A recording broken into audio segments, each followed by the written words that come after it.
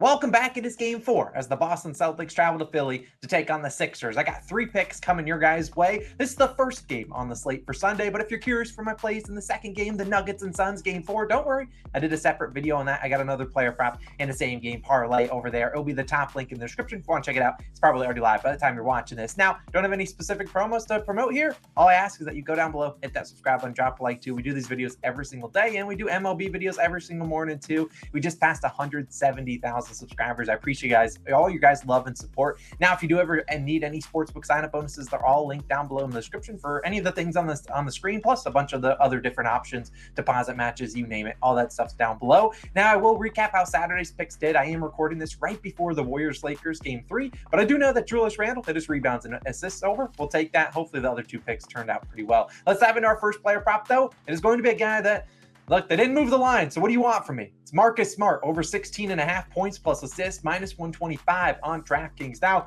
favorite individual line is 12.5, and I'd honestly still play this at 17.5 if that's what you have to take it at. And look, at the end of the day, if you want to take his PRA line at 20.5, I wouldn't call you crazy there. And by no means am I a Marcus Smart homer. I'm not his #1 fan at all. In fact, as you can see behind me, I'm a New York Knicks fan, so I don't really like a lot of these Boston teams. And look, I'm not normally rooting for the Celtics, but I got to root for Mr. Smart once again. In game 1, we took his points over. He cashed that. Games 2 and 3, we took his points plus assists over. He cashed it in both of those games. So it's only right we come back to it in game 4 because they have not moved the line. And I honestly would argue Smart has yet to have a complete good game this series. In game 1, we took his points, like I talked about. He didn't even shoot in the first half. In game 2, he played 27 minutes due to a blowout. And then in game 3, last game, played his normal minutes, but shot 5 for 15 from the field, 33%. So not everything has gone his way. And if everything goes his way, I think he could crush this line. And I still think there's room here. I think this line should be like 18.5. Now, you look at Smart, 19 points plus assists in game 3, and he still was not a very good shooter and only had 4 assists, had 12 potential assists. So maybe he gets some more assists today. And at the end of the day, Smart over this line in 8 of 9 playoff games so far.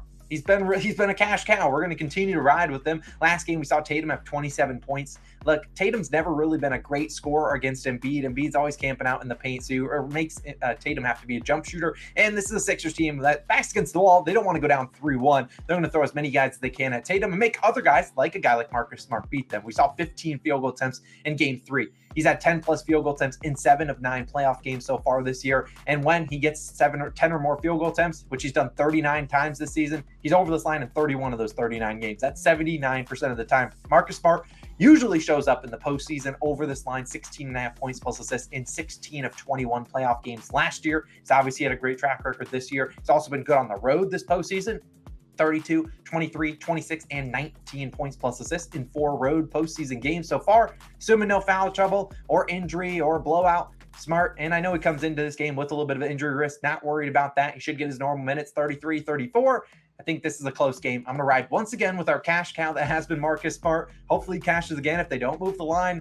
Wouldn't be surprised if we run it back in game 5. But let's move on to another play. It's going to be another points plus assist line. It's going to be a guy that is in desperate need of a bounce back, and his name is James Harden. I like his over 28.5 points plus assists, minus 113 on FanDuel. Now, for an individual leg, I don't mind his over in points at 20.5, although that could be pretty sharp. I do think that he has a good chance of getting his assists over too, and maybe putting up a double-double if you want to bet that. I also like his PRA line. If this does go up to 29.5, I do think that Harden will get there. Now, let's be honest. Let's go out and say it. James Harden, you've sucked, man. You have been really, really bad the last 2 games. Now, obviously, in game 1, when the Sixers stole it on the road in Boston, we saw Harden go out there and drop 45 points. People were like, oh, dang, James Harden's back. And then in game 2, when Embiid returned back with an injury, Harden gave him 12 points on 2 for 14 shooting. Last game, 16 points on 3 for 14. He ended with 16 and 27 points plus assists in those 2 games. What I liked was that the assists got back to where they should be. He had 13 potential assists last game. And I imagine a lot of Harden and Embiid pick and roll is going to be going down today. But at the end of the day, his legacy's kind of on the line right here. I mean, Harden needs to have at least a couple good games left in this series. He needs to step up today. And he basically got called out by Joel Embiid. Joel Embiid said, players got to execute, players got to show up. And while he wasn't necessarily saying Harden's got to show up, I think he's pretty clear. A guy that's 5 for 28 over the last 2 games kind of has to show up, and I think he does. I mean, last game he had 27 points plus assists despite shooting 21% from the field. And look, we know James Harden is very talented. Don't go out there and score 45 points in a playoff game and not be good. Harden, we know, is very talented. He missed a lot of shots that he was hitting in game 1. He just hasn't been hitting them in games 2 and 3. I think he gets back to knocking down those shots. But I have liked he's been aggressive, getting to the free throw line 9 and 10 times in the last 2 games. And we saw him dominate this matchup. Regular season versus Boston, Harden, 30, 29, 37, and 43 points plus assists, going over in all 4. Despite clanking it up, still 14 field goal attempts in each of the last 2 games, getting to the free throw line 9 and 10 times, like I said. And Harden over this line in 39 of 58 games. That's 67% of the time. If this game is close, like the smart play, if it's close, it's not a blowout, there's no injury here for James Harden, he's going to play probably 40 minutes. I mean, this is a guy you do not want to go down 3-1 and then have to go win on the road in Boston. You're going to look at a Sixers team play like their lives are dependent on it. They need the win here. Harden's going to be out there a ton of times. I think he's going to shoot the ball. I'm just banking on a little bit of positive regression. I'm not asking Harden to go out there and shoot, 11 for 14. No, he's capable of doing it, but not asking for that. I'm asking him to shoot closer to 40 to 50%, and then he probably hits this pretty easily. Give me his over 28.5 points plus assists. Him and James or Marcus Smart are my 2 player props for this game. Hopefully they both have pretty good games. And let's dive into, though, what you guys have all been waiting for. The bankroll builder. These have been really, really good to us lately. They've been good to us all year long. This one's got some legs from the game 3 matchup that cashed pretty easily. This one's got a little bit, well, actually not easily. James Harden, 15 plus points was a sweat of a life. But here's a couple ones that I do like. There were Joel Embiid, 20 plus points. James Harden, over 5.5 assists. Jaylen Brown, 2 plus assists. Jason Tatum, over 6.5 rebounds. Marcus Smart, 1 plus 3-pointer. This is plus 135 on DraftKings. How it is on the screen is exactly how you probably will input it when you're on DraftKings. Now, if you are in FanDuel, you probably have the ability to bet all of these legs. The only one that was questionable was Jason Tatum, over 6.5 rebounds. They did not have alt rebound lines when I was recording this, but if you're watching this anytime on Sunday, they probably have an alt rebound line to get Tatum at 6.5, so you can get him for 7 plus rebounds. Obviously, if you want to take him at 6 plus, you can go for that. Now, normally I don't put 5 legs in here, but I like all 5 of these, and we'll talk about why in right now. Now, plus 135, I like it. We're going to risk 1 unit to win 1.35. Now, let's talk about these legs, and we're going to start with Joel Embiid, the process, the MVP who just got his trophy.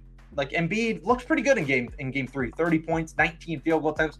Doesn't have the greatest track record scoring against the Celtics, but this is Joel Embiid in a must-win game for the Sixers team. I'm pretty confident he's going to get 20 points. If he doesn't get 20 points, he maybe got injured, which hopefully doesn't happen, or the Sixers got absolutely smoked in this game, which I don't see happening either. I think this is a close game. And you look at Embiid, 20 plus points in 62 of 66 regular season games. That's 94% of the time. Look, he's going to get us 20 plus. If he doesn't, then, well, Harden's not getting 6 plus assists, which is the next leg. And Harden, 11 assists and get on 13 potential in game 3. Had 6 plus assists in 5 of 7 playoff games so far this season. And he had 6 plus in 55 of 58 games in the regular season. Look, Harden to Embiid, you're going to see a lot of that pick and roll. And I'm honestly fine with it. If Harden wants to get 20 assists and help us cash our points plus assist line, and it's just Embiid cooking, I'll take it. Normally these 2 plays correlate. 20 plus points for Embiid, 6 plus assists for Harden. Let's get that done. Now let's move to the Celtics side of the equation. We need Jaylen Brown to get us 2 plus assists. This was a leg in game 3. He had 2 plus assists in all 9 playoff games. And he's done that in 72 of 76 games so far this year. I think gets us 2 assists. Now we'll note Jaylen Brown 20 plus points was a leg in game 3. Something feels off about Jaylen Brown tonight. I'm not going to, or on Sunday, I'm not going to put 20 plus points. He could still get that, but I don't know. Jaylen Brown's due like a 15, 18 point type stinker game. Maybe that comes today. And Jason Tatum, 7 plus rebounds. Look, he's at 11, 7, and 10 so far this year. Always been a great rebounder against Embiid. Obviously, Embiid takes the centers away from the paint, and it's normally Tatum who's normally guarding PJ Tucker or Tobias Harris, just kind of camping out in the corner. So I think you get that. He has 7 plus rebounds in all 9 playoff games. He's going to play 40 minutes, assuming he doesn't get into foul trouble. And the final leg will be Marcus Smart, our first player prop of the day, 1 plus 3-pointer. Done that in 8 of 9 playoff games. Done that in 50 of 61 games played this season in the regular season, and he had 9 3-pointer attempts last game. Now, I'd probably bet he doesn't shoot 9 times from 3 tonight, but like I said, Embiid's packing in the paint. You don't get a lot of paint points against the Sixers. They make you beat you from the 3-point line. And Smart's going to be a guy they're going to sag off on. They're going to try to, when Tatum drives, they're going to collapse in on him.